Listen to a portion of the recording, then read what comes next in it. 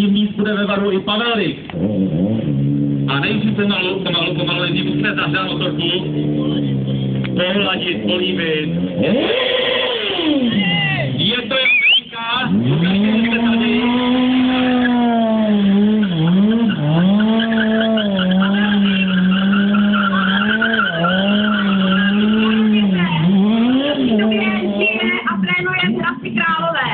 Jak už Petr říkal, Petr je náš nejlepší Pavel je náš, Petr říkal a Pavel je náš nejlepší kaskader a na státem se umístil na 11. místě. Je to jeden z jeho Pavel jezdí mnoho z vás určitě začínalo, taky Pavel začínal na pioníru, klasický pionýr prostě já. Takhle se dotáhnu na takovouhle krásnou hondičku, 600stovkovou.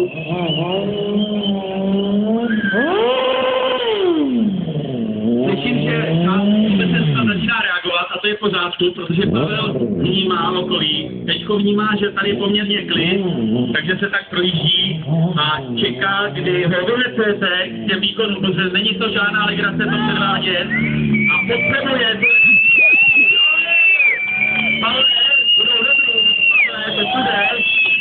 To je ono, Pavle, to bude. Pavel je největším nemyslným mistrem světa. A teď vidíme jeho umění, tak je velký předpoklad k tomu, že mu to určitě povede.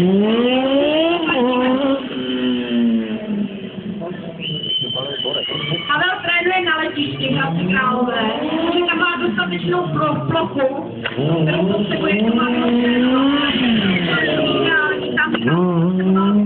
Další ten úsek, na kterém by vám předváděl to, co umí, na kterým by dostával rychlosti až 250 km.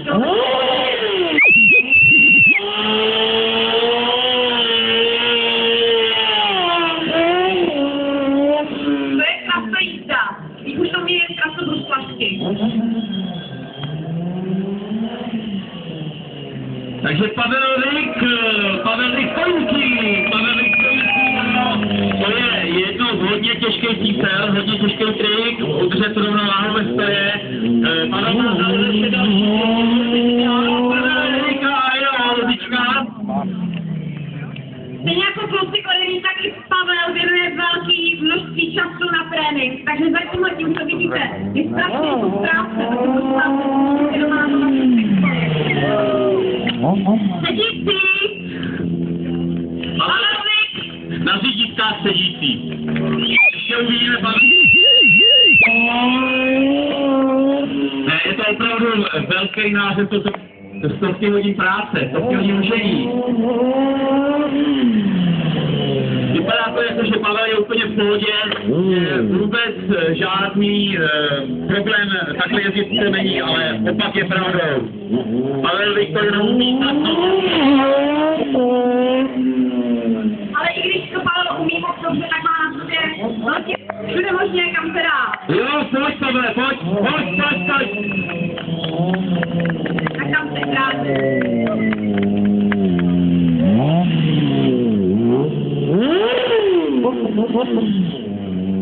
Jinak jak nám Pavel říkal, pojďte do něj. Ale výborně. Tohle je jedna z nejnáročnějších věcí, protože není těžký jezdit rychle, ale jezdit pomalu. To je velký. To je opravdu velký, protože je na rovnováze a od těch musí vyrovnávat i pory větručné.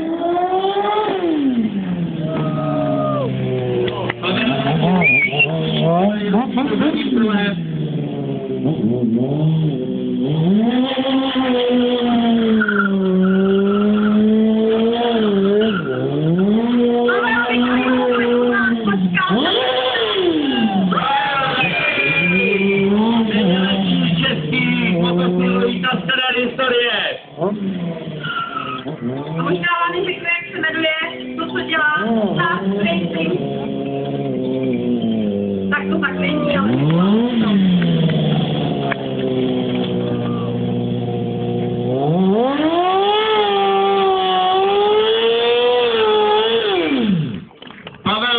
Pavel Vích, výborně!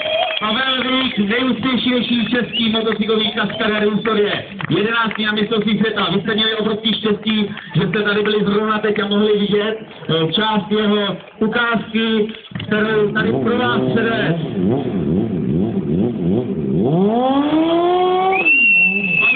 Pavle, přidej ještě, to fakt dobrý, přidej, dej něco.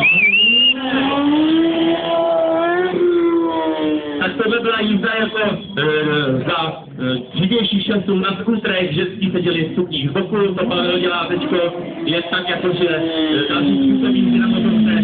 Já nevím, jestli to máte domyslet, nějaký způsob jízdy na motorce, který by Pavel nezvládl.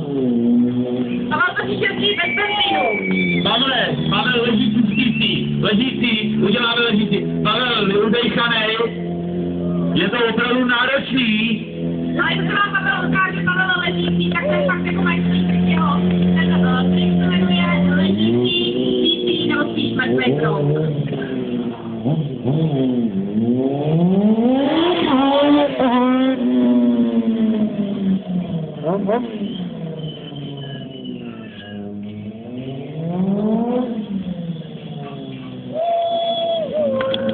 A Pavel ležící skutí, mrtvej brouk, a nežítala kolegyně. Mrtvej brouk na kroskách.